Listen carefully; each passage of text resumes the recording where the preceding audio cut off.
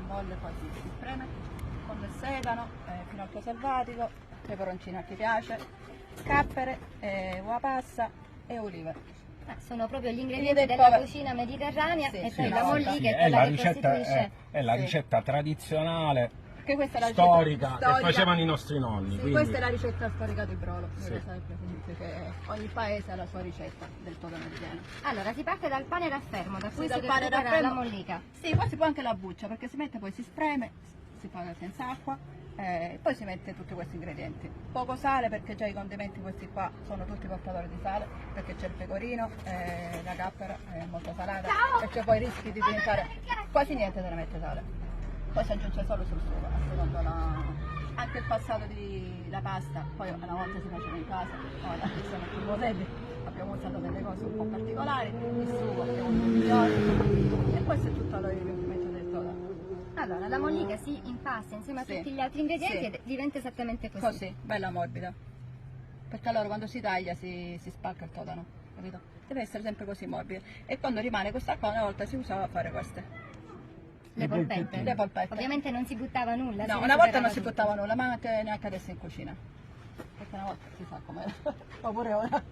E questo è ripieno. Parliamo invece del todano, come deve essere pulito, preparato. Il todano sì, questo praticamente si sa, il todano, questo c'è il soffritto, viene pulito, staccato dalla testa, pulito, sciacquato e basta, non si toglie né la buccia né niente, perché questo riserva il todano, perché se lo fai, lo porti a livello di biancatura, quando si soffrigge si può aprire. Ecco, è proprio quello che ho notato subito, perché so che molti non amano questa pellicina trasparente che lo riveste, la vanno a togliere, invece il segreto è proprio lasciarla. Sì, perché questa è la copertura, la riparazione del todano, perché il todano di solito se uno si fa pieno, hai visto, noi non l'abbiamo fatti, non l'ho fatti pieni, vedi questo? Tende a spaccare in cottura, dice. Sì, si certo, spacca. non è troppo, E poi deve essere proprio pieno. No, perché si spacca, spaccando, essendo che la mollica è un prodotto appiccicoso, ti appiccica il sugo. Essendo quando tu lo fai, diciamo che poi non lo dobbiamo fare per tantissime persone, se si appiccica il sugo non va bene. Quindi la pellicina ci aiuta anche a prevenire le spaccature. Sì. E anche quando si fa il soffritto, visto che viene perfetto. Dopodiché possiamo lasciare le pinne, togliamo invece i tentacoli. Con questi cosa facciamo? Con questi qua si mettono nel sugo. C'è chi li mette dentro. Però siccome resta così, un po' come si dice da me a Barcellona cicigno. Ok, un po' gommoso. Gommoso non si può, non a tutti piace. È vero. Poi a seconda del paese, ognuno lo fa a modo suo. Benissimo, allora vediamo un po' come farcire la sacca. Sì. Oggi c'è chi li riempie con la sacca a poche. In cucina che facciamo prima. Ma una volta si usavano le mani. Sempre, le benedette mani. Senza di quelle nella vita non si può fare niente.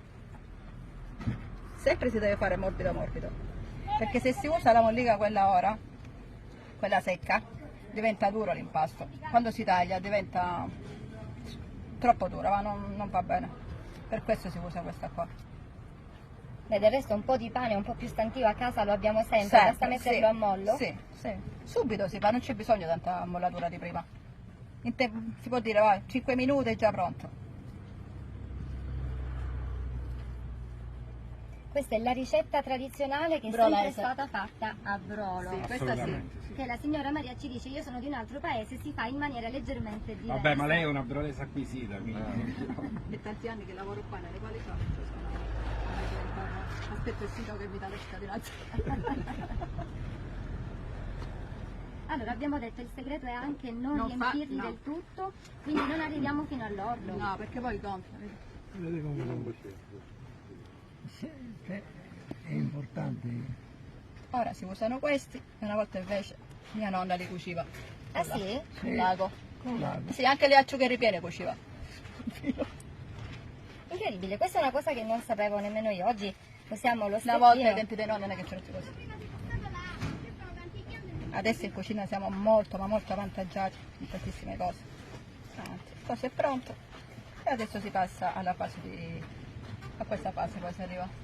Quindi si va a friggere con olio di oliva o di semi? Di oliva. Qual è a piacere a secondo? Stai facendo una cucina un po' più leggera, e secondo i locali, secondo se tu lo fai a casa, e secondo il gusto poi. La cucina è tutto, il gusto a sé. Per quanto tempo deve rosolare nell'olio?